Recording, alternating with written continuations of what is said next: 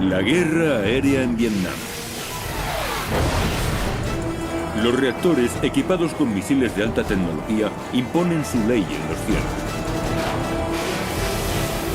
Para muchos, los cañones y las ametralladoras son una inútil reliquia. Pero no pueden estar equivocados. En estos combates al sureste de Asia, los pilotos deben seguir disparando si quieren sobrevivir.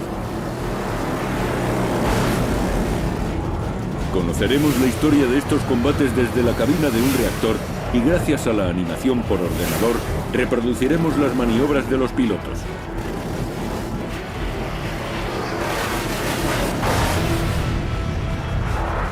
Experimentaremos sus batallas. Descubriremos sus tácticas. Reviviremos los combates aéreos de la guerra de Vietnam.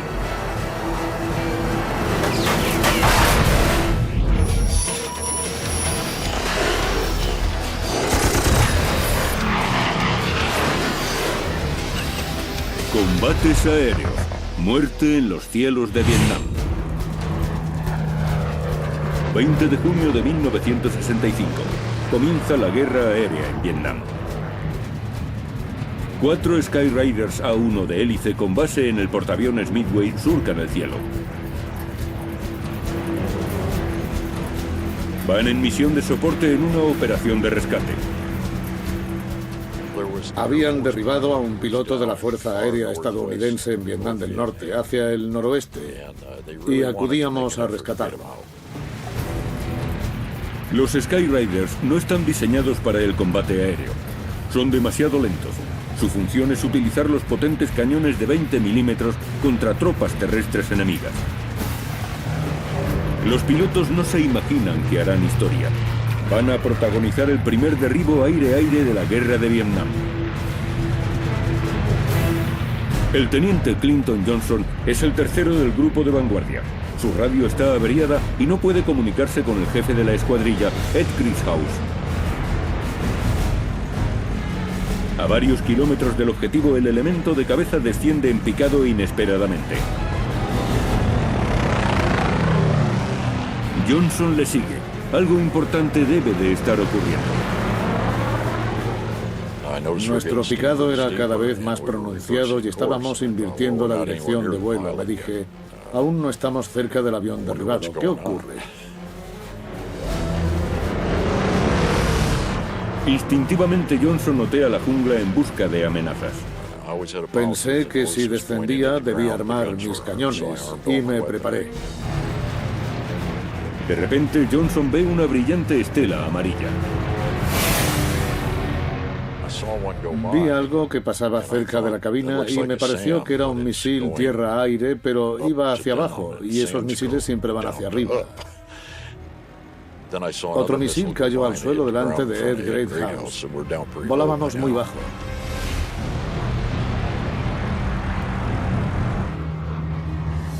Dos MiG-17 norvietnamitas tratan de dar caza a los Skyraiders. El jefe de la patrulla persigue a Johnson. Miré por el retrovisor y vi que estaba disparándome. El MiG dispara una combinación de proyectiles de 37 y 23 milímetros. Se veían dos clases diferentes de balas trazadoras. Las de 37 eran como pelotas de tenis al rojo vivo. Eso es exactamente lo que parecían. Y las de 23 tenían el tamaño de pelotas de golf. Clinton Johnson es atacado por un reactor enemigo que tiene casi todas las ventajas en un combate aéreo. Algo para lo que el Skyraider no está preparado.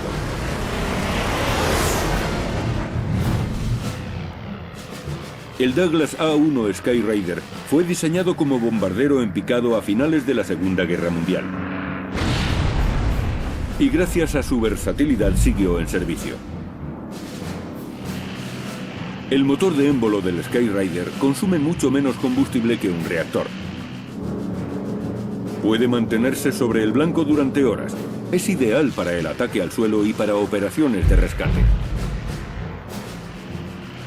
Pero volar bajo y lentamente supone estar mucho tiempo sometido al fuego enemigo. Nos resultó muy difícil. Al lado de los cazas enemigos, nosotros pilotábamos antiguos aviones de hélice. Eso nos volvía más agresivos, un poco más. La ventaja principal del Skyraider son sus cañones. Está armado con 4 cañones M3 de 20 milímetros. Cada cañón dispara 12 proyectiles de 127 gramos por segundo. En 3 segundos, y utilizando los 4 cañones, dispara 150 proyectiles de alto poder explosivo. Pero los cañones del Skyraider están optimizados para el ataque a tierra.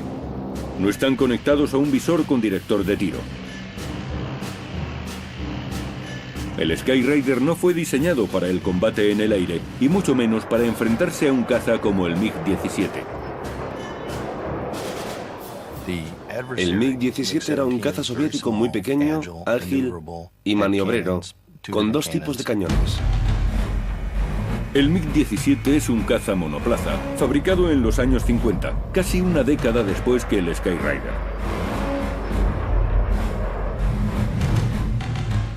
Con su motor de reacción, el MiG era superior en velocidad y en velocidad de ascenso, factores clave en el combate. Además, su sistema de armas había sido diseñado especialmente para la lucha aire-aire. Un solo disparo de su cañón de 37 milímetros puede derribar a un Skyraider. Pero el Skyraider tiene una pequeña ventaja. Los lentos aviones de hélice pueden realizar virajes mucho más ceñidos que los reactores de alta velocidad. Con 2 MiG-17 pegados a la cola, el teniente Johnson tiene que virar más ceñido que los aviones enemigos si quiere sobrevivir. Los Skyraider inician una serie de acciones evasivas. El jefe vira bruscamente a la derecha. Johnson y su punto, Chaz Harman, viran a la izquierda. La escuadrilla se separa. Las alas de Johnson están casi en vertical en un viraje a muchos Gs.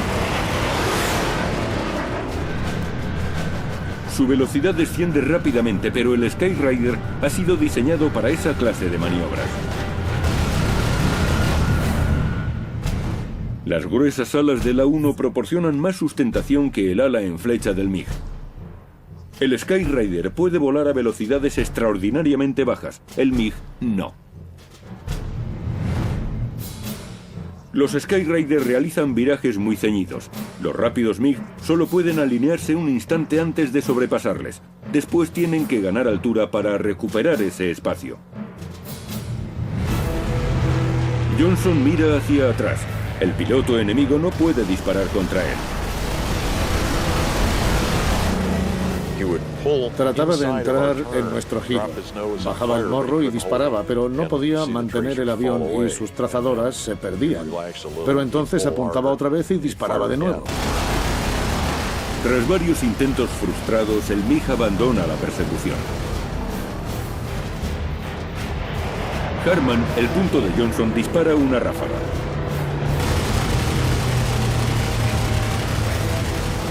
Pero el reactor enemigo escapa sin dificultad. Nos sobrepasó y empezó a subir. Alcanzó unos 3.000 metros y allí se detuvo. Johnson y Harman buscan a sus compañeros en el horizonte. Teníamos que reunirnos. La doctrina de la Marina es que el grupo no debe dividirse nunca. Sobrevuelan las copas de los árboles hasta llegar a una colina. Allí, Johnson divisa al grupo de vanguardia. Tienen problemas. Johnson y Harman están en este lugar. Un MiG-17 se encuentra aquí, en posición para atacar a los otros 2 Skyraider. El caza enemigo abre fuego. Johnson debe actuar rápidamente para salvar a sus compañeros. No lleva misiles aire-aire. Tiene que arreglárselas con las únicas armas que dispone: los cañones.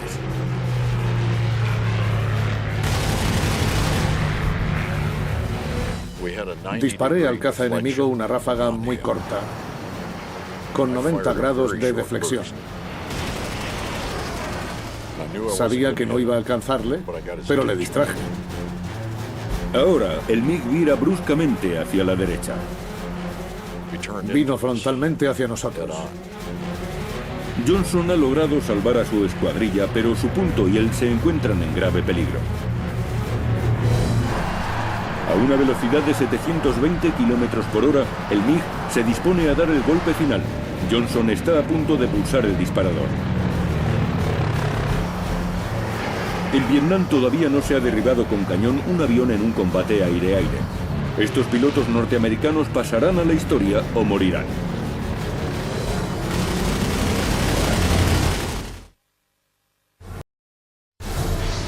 ...20 de junio de 1965...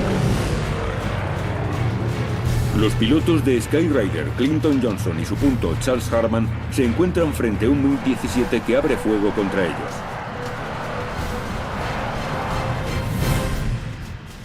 El MiG está en una posición de ataque perfecta.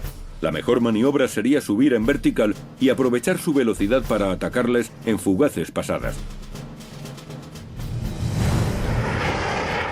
Pero sorprendentemente, el MiG mantiene su trayectoria y se dirige hacia los norteamericanos, repartiendo su fuego entre los dos Skyriders. Una pasada de una fracción de segundo decidirá quién vivirá y quién morirá. En la palanca del Skyrider había un gatillo. Solo teníamos que apretarlo para disparar.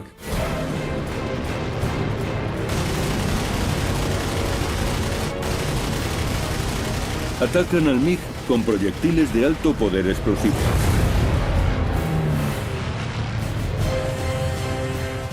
Pasó entre Charlie y yo. Y estábamos muy juntos.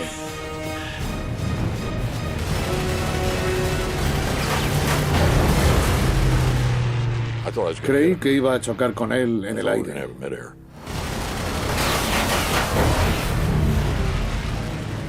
Estuvimos muy cerca. Sentí un golpe seco cuando pasó. Supe que el piloto estaba muerto porque se estrelló contra tierra y no intentó saltar. Los Skyrider han conseguido algo imposible. Dos anticuados aviones con motor de pistón han logrado derribar un caza soviético únicamente con sus cañones.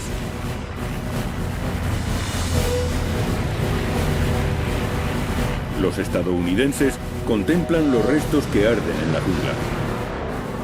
jungla. En ese momento mi radio volvió a funcionar y oí a Greathouse que decía: «¡Idiotas, seguís ahí!». Él estaba muy cerca del agua. Le contestamos que sí, que seguíamos allí, y entonces dijo: «Vale, tenéis unos 10 enemigos detrás de vosotros». Johnson y Harman regresaron al portaaviones.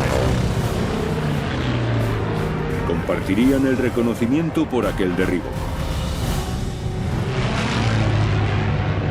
En una época en la que se suponía que predominarían los misiles aire-aire de largo alcance, aquellos pilotos demostraron que un modesto cañón todavía podía ser decisivo en un combate aéreo.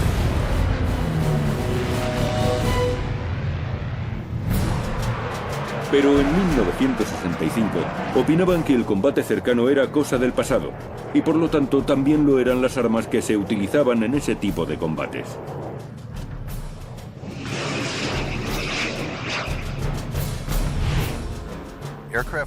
El armamento aéreo evolucionó mucho.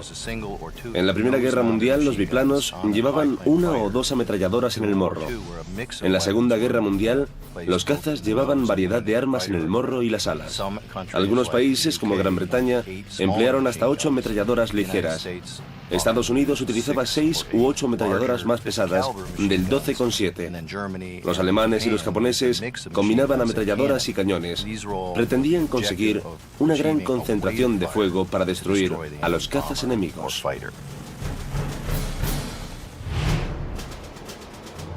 Según se iban modernizando los aviones, resultó obvio que las ametralladoras del 12,7 no tenían el suficiente poder de detención.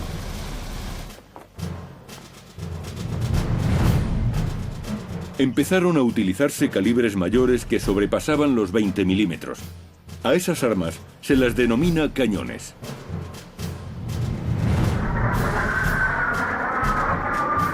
Pero a mediados de los 50 se cuestionó la utilidad de los cañones cuando aparecieron los misiles.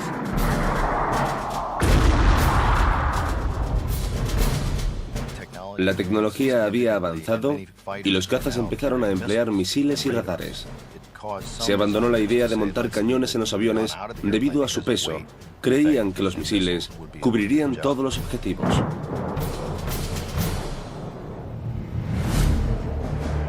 Introducido en 1960, el supersónico F-4 Phantom se convirtió en el cazabombardero que la Marina y la Fuerza Aérea utilizarían en primera línea.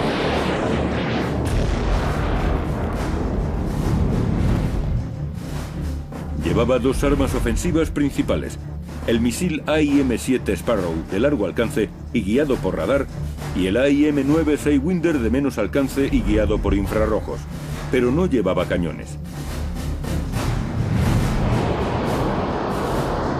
Según avanzaba la guerra aérea en Vietnam del Norte, los F-4 tuvieron que emplear todo tipo de maniobras contra aviones menos avanzados, como el MiG-17.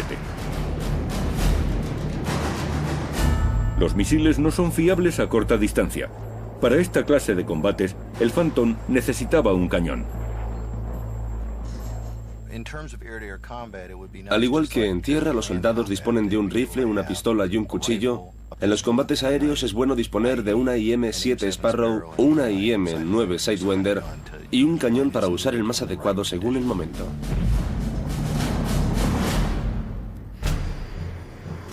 Tras debatirlo durante varios meses, en mayo de 1967, los altos cargos de la Fuerza Aérea decidieron añadir un cañón al Phantom. Era el momento oportuno. 22 de mayo de 1967, el teniente coronel Robert Titus dirige una escuadrilla de Phantoms en misión de escolta por Vietnam del Norte. Fueron los primeros Phantom que iban provistos de cañón. Escoltan a 16 cazabombarderos F-105 hasta su objetivo, un depósito de suministros cercano a Hanoi. La zona está plagada de MiG.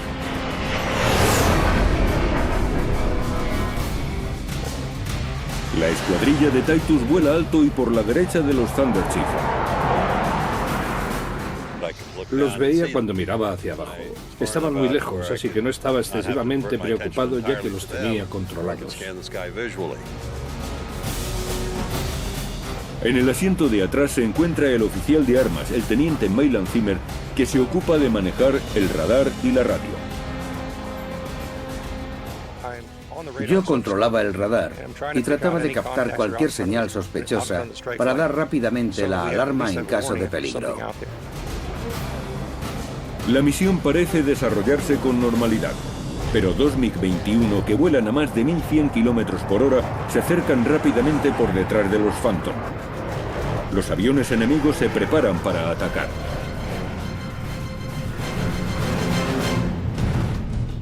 Titus está en esta posición, 300 metros por encima de los cazabombarderos.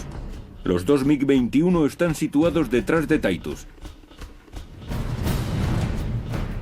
Los MiG pretenden descender en picado, atacar y escapar ganando altura. Dispararán sus misiles Atoll de infrarrojos. No habrá combate directo. Miré hacia atrás y vi a los dos MiG que disparaban sus misiles. Inmediatamente alerté al resto del grupo y viré ceñido a la izquierda.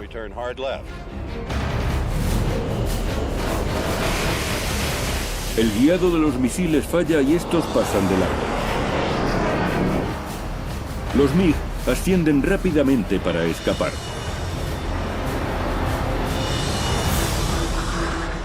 Titus vira y enciende el postcombustor para aumentar la potencia.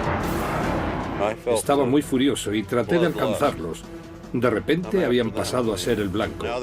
La situación había cambiado. Los MiG intentan ganar altura. Los dos motores del Phantom están a máxima potencia. Tratará por todos los medios de derribar a los cazas.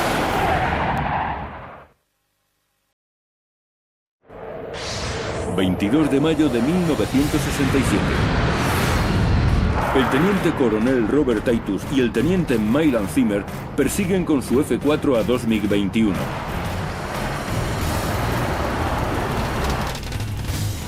El avión asciende a una velocidad increíble, equivalente a 80 pisos por segundo. Los dos motores del F-4 tienen el doble de empuje que el del avión enemigo. Las distancias se acortan rápidamente. Aunque el F-4 está equipado con un cañón, esa arma no es su prioridad. Quería acercarme a los MiG y ponerme en posición para disparar un misil. En el asiento de atrás del F-4, Zimmer maneja el radar tratando de fijar al enemigo para disparar un misil Sparrow. En el asiento delantero, Titus espera el momento adecuado para lanzar el Sidewinder en busca del calor del motor. Bob escuchó el tono que indicaba que lanzase el misil AIM-9, una especie de gruñido, y disparó el misil. Cuando el misil sale del raíl, el MiG se oculta entre las nubes. El misil entró justo por el mismo agujero. Explotó en la salida de gases. No vi la explosión, pero cuando atravesamos la capa de filtros, había humo y restos flotando en el aire.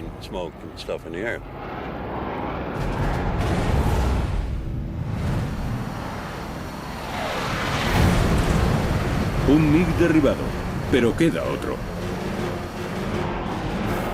Titus pisa el pedal derecho y enfoca el MiG en su visor. Ordena a Zimmer que apunte al avión, lo que significa que fije la antena de radar en línea con el visor. Titus dispara un segundo misil Sparrow. Pero el piloto del MiG reacciona con acierto. Nos vio llegar, se ciñó a la izquierda y empezó a bajar. Fue entonces cuando realmente empezó el combate. Titus maniobra para darle caza. La inercia hace que los pilotos del Phantom se aplasten contra sus asientos. El F-4 desciende en picado con los motores a máxima potencia. El piloto del MiG trata de escapar del avión norteamericano. Eran maniobras de altas Gs, a la izquierda, a la derecha, arriba, abajo, con una velocidad de 800 a 900 kilómetros por hora. Todo un espectáculo. Cuanto más bajo vuela el MiG, más se confunde su rastro con las sombras del terreno. Los misiles de Titus no pueden fijar el objetivo. Un piloto experimentado que vuela en el mejor caza soviético no es una presa fácil. El MiG-21 es un interceptor monoplaza soviético que puede volar a Mach 2, un peligroso adversario para el Phantom. El caza es un avión más ligero y más ágil, pero no más veloz que el Phantom. Las maniobras del MiG impiden que el teniente coronel Titus lance un misil, pero este F-4 también dispone de un cañón. Al comenzar la guerra de Vietnam, se comprobó que resultaba útil disponer de los misiles AIM-7, AIM-9 y de un cañón para cubrir todos los tipos de combate. Enseguida se tomaron medidas. Se diseñó un soporte de cañón, el SUU-16, que iba colgado en la línea central del avión, como los depósitos suplementarios. El núcleo del SUU-16 era el cañón rotatorio M61A1 de 6 tubos y 20 milímetros que funcionaba como la antigua ametralladora Gatling. La energía para el cañón la proporcionaba una turbina que salía por un lateral del soporte y era accionada por el viento. Cuando giraba, generaba una corriente eléctrica que hacía rotar los tubos del cañón. La cadencia de fuego era sorprendente, más de 6.000 disparos por minuto. Pero el cañón también tenía algunos inconvenientes graves.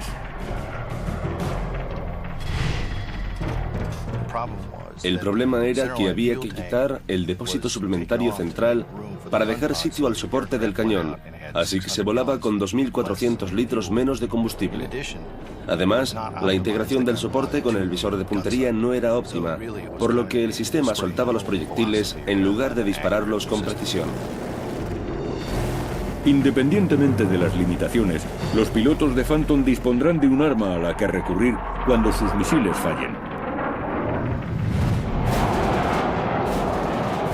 Llegado el momento, el teniente coronel Titus arma el interruptor principal del cañón M61A1.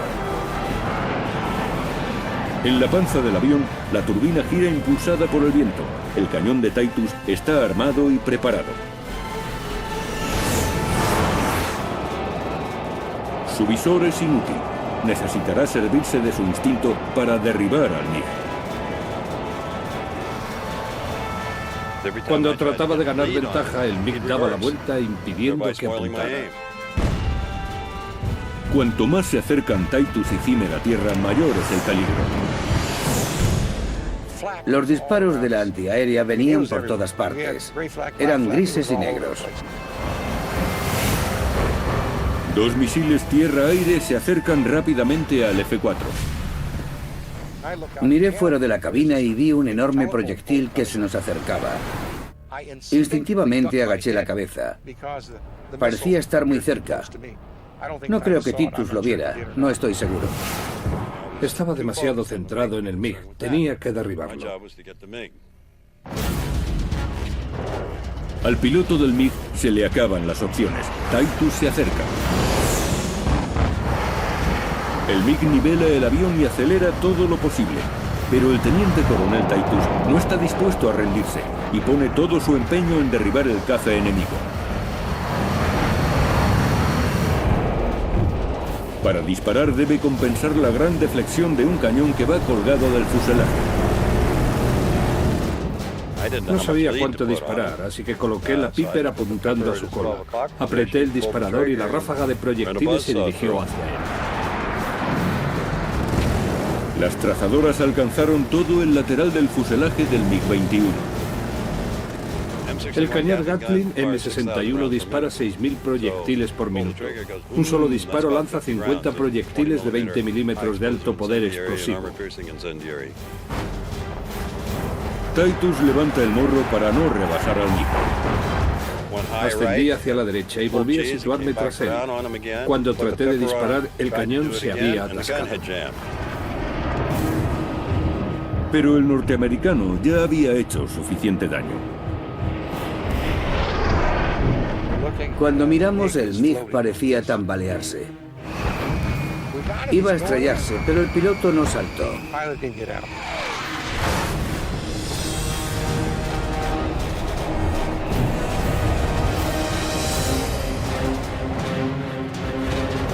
Robert Titus y Mylan Zimmer acaban de derribar dos MiG en un solo combate aéreo.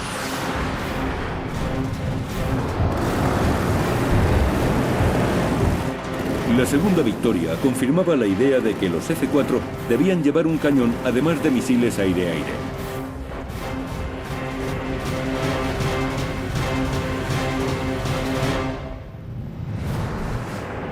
En los meses siguientes, los nuevos Phantom que llegan a Vietnam tienen un soporte de cañón actualizado. El nuevo SUU-23 es una versión mejorada del SUU-16. Durante las pruebas de combate del SUU-16, los pilotos descubrieron que a bajas velocidades la turbina que energizaba el cañón no tenía fuerza suficiente para hacer rotar los tubos. El nuevo soporte, el SUU-23, contenía un cañón más fiable, con energía propia y un visor provisto de ordenador. Un cañón fiable permite a los pilotos de Phantom ser más atrevidos cuando se enfrentan al enemigo.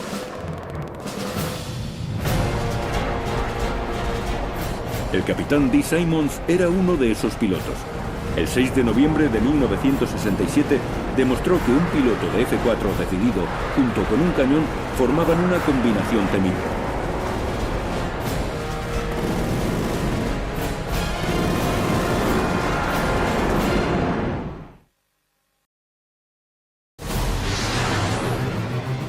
...6 de noviembre de 1967...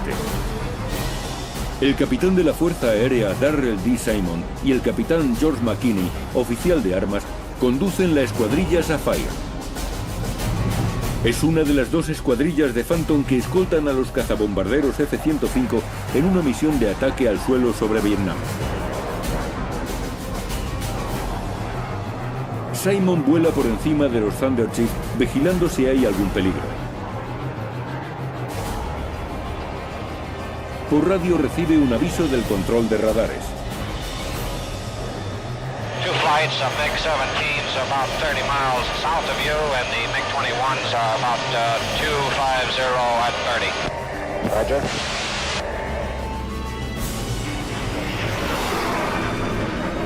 Los MiG-21 representan una gran amenaza. El capitán da la orden de lanzar los depósitos suplementarios y hace un brusco viraje para encararse con el enemigo.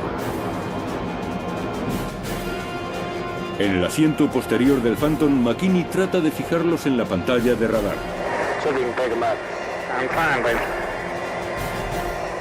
Había muchas nubes en la zona por la que volábamos. Parecía que nos los íbamos a encontrar frente a frente. Los destellos se mezclan en la pantalla de radar. Nada. Debían de estar encima o debajo de nosotros. No llegué a verlos. A Simon le preocupa que los MiG puedan adelantarles. Si eso ocurriera, los F-105 de ataque al suelo se encontrarían en grave peligro. Rápidamente invierte el rumbo y se dirige hacia los cazas. La misión de los pilotos de caza norteamericanos era fundamentalmente defensiva. No tenían que derribar ningún MiG, sino proteger el grupo de ataque y disuadir a los aviones enemigos de que intervinieran. Los F-4 nunca vieron a los MiG-21 y tampoco advirtieron la presencia de un MiG-17 que volaba por los alrededores. Le grité a Dee, a las 11 abajo. Él dijo, son los Tenderchev. Yo le contesté, el último no, está disparando. Y entonces gritó, ¡Tally ho! Simon está en este punto a 1500 metros. Un MiG-17 solitario se encuentra aquí, a 600 metros por debajo de Simon, atacando a los Thunderchief. Simon solo tiene unos instantes para apartar el MiG del cazabombardero o lo derribará. Hace un viraje en picado a altas Gs para situarse detrás del MiG. El capitán pone los motores a máxima potencia y enciende el postcombustor. A la vez pisa el pedal izquierdo. El Phantom que pilota vira en un picado de 135 grados. Rápidamente sobrepasa Mach 1. Estaba decidido a destruirlo. O derribaba a aquel avión o chocaba contra él. Creo que eso fue lo que pensé. En esos casos, solo deseas atacar al enemigo. Atacas con todo lo que tienes. Lo más importante para él era apartar aquel MiG de la cola del F-105. Simon nivela unos 2 kilómetros por detrás del MiG. A esa distancia, la mejor alternativa de Simon habría sido disparar un misil Sidewinder de infrarrojo, pero con una escuadrilla de Thunderchief por delante del MiG resultaba demasiado arriesgado. El misil no distingue entre el calor de un motor amigo y el de uno enemigo.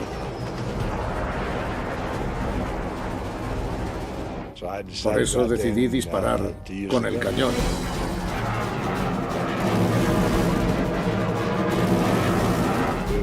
Disparé fuera del alcance del objetivo para que las trazadoras le disuadieran.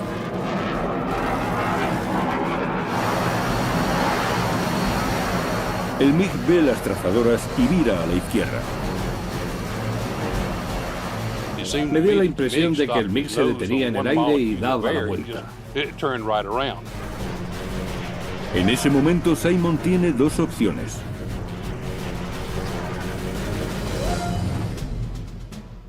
Un piloto menos experimentado habría tratado de igualar el viraje del MiG en el mismo plano, pero eso no era posible con un F-4. Al adelantar al MiG, este habría girado y nos habría disparado. Un piloto con mucha experiencia como Dee sabría que todavía podía pasar a la ofensiva, y eso hizo. No podíamos mirar como él, había que cambiar el plano de combate. Simon lleva el combate al plano vertical haciendo un yo-yo a alta velocidad. En el yo-yo, Simon trepa a la vertical, da la vuelta y después hace un picado contra el MiG, que lo alcanza en medio del viraje. Para realizar esta maniobra, debe utilizar todo el empuje del Phantom. Di un tirón fuerte para pasar a la vertical.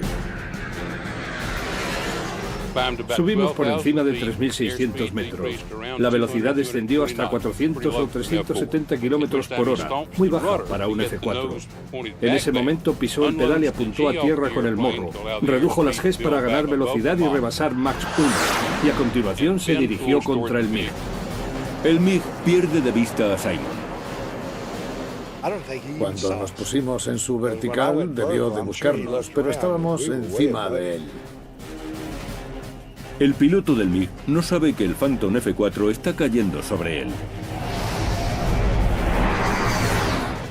Cuando empezamos a acortar la distancia, el MiG se dio cuenta de que estábamos allí y trató de hacer un viraje ascendente a la izquierda. Entonces Dee se puso frente a él y empezó a disparar. Mientras tanto, el MiG sigue virando y su posición lo convierte en un blanco perfecto. Simon lanza una ráfaga de 3 segundos.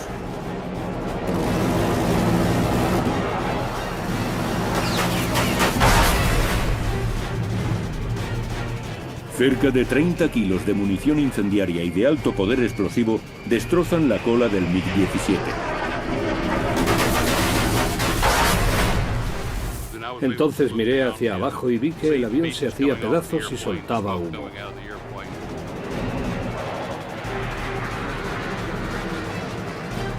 Entonces di un tirón y me puse a su lado. El piloto me miró y siguió en el avión. Saltó justo antes de chocar contra los árboles. El paracaídas no se abrió. Simon y McKinney acaban de derribar el primer MiG-17. Y lo más importante, el grupo de ataque de los F-105 podrá alcanzar su objetivo y regresar a la base con seguridad. La misión ha sido un éxito completo. Simon y McKinney se unen al resto de la escuadrilla Sapphire y se dirigen hacia el Golfo de Tonkin. Pero a los pocos segundos, McKinney desde el asiento trasero percibe un destello plateado. Miré alrededor y hacia abajo. No podía creerlo. Era otro MiG-17.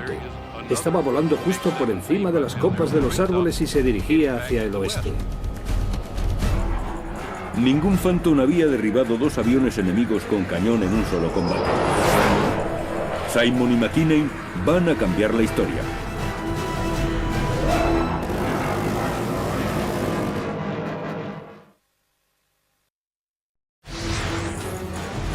...6 de noviembre de 1967.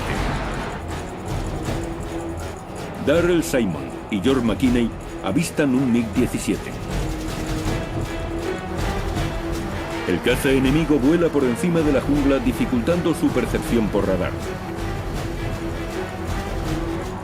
Sería inútil disparar un misil infrarrojo, pero Simon dispone de un cañón.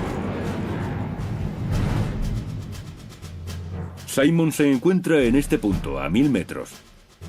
El MiG-17 está aquí. De nuevo, Simon descenderá en picado a gran velocidad para acortar distancias. Encendí el postcombustor y, como suelo decir, traté de colocar el avión encima de él. Simon hace un viraje ceñido a la izquierda. Nivela sus alas apenas a 60 metros del suelo y a 1,5 kilómetros del avión enemigo. Casi a la velocidad del sonido, recorre esa distancia en menos de un segundo. El MiG vuela a ras del suelo, acercándose a una colina baja. Supuse que la intención del MiG era acercarse a la colina y virar en el último instante para que nosotros nos estrellásemos. Simon lleva unos 360 kilómetros por hora de ventaja. Vuela muy bajo y está demasiado cerca del MiG como para lanzarle un misil. De nuevo tendrá que recurrir a su cañón para derribarlo. Se acercaba el MiG a muchísima velocidad. Miré hacia adelante y vi unas estrellas rojas en las alas del avión. Estábamos muy cerca. Era el momento de disparar. Estaba preparado. Me acerqué todo lo que pude y disparé. Una grabación recoge aquel emocionante momento. Okay, Dan, ready for fighting, man.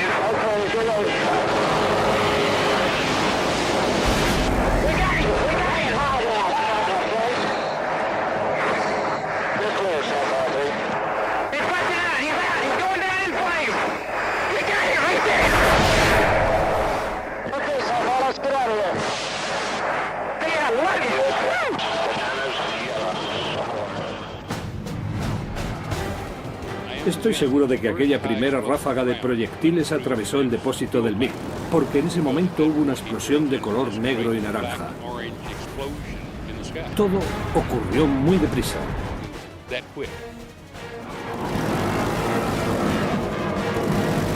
El Phantom está tan cerca que Simon no tiene más remedio que atravesar la bola de fuego. El humo penetra por las entradas de aire y el Phantom se estremece. Los motores necesitan respirar. Durante unos segundos estuvimos tranquilos, hasta que atravesamos la bola de fuego. Sentimos las turbulencias. No había oxígeno y los álabes de los compresores entraron en pérdida. Entonces escuchamos un ruido. En aquel momento creímos que todo acababa allí. Estábamos muy cerca de nuestro destino, en Hanoi. Pero el miedo dura poco. Los álabes del compresor del Phantom vuelven a funcionar y los dos motores arrancan con todo su empuje. Simon decide que es el momento de salir de allí. Los capitanes Simon y McKinney regresan a su base de Ubon, Tailandia. Han conseguido el único derribo doble con cañón de toda la guerra. Hey, how'd you do? Two, baby. Beautiful.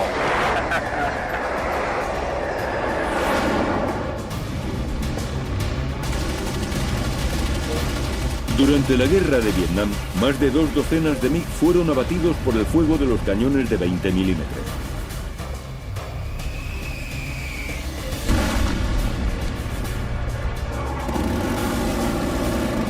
En muchos de aquellos casos, si los pilotos norteamericanos no hubieran dispuesto de un cañón, los MiG habrían podido escapar.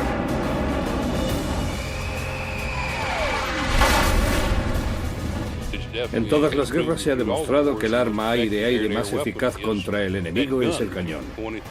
Si se apunta correctamente y se elige la munición adecuada, resulta extremadamente efectivo.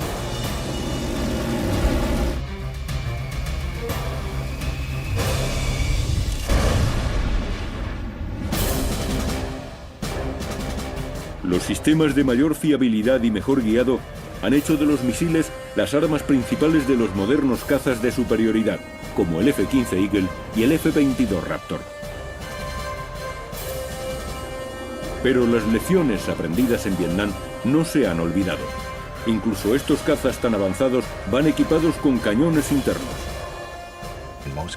Se ha mantenido el cañón porque en ciertos combates de proximidad no existe nada mejor para disparar al objetivo. El disparo es prácticamente instantáneo y no puede ser desviado por medios electrónicos. El proyectil va siempre directo al blanco.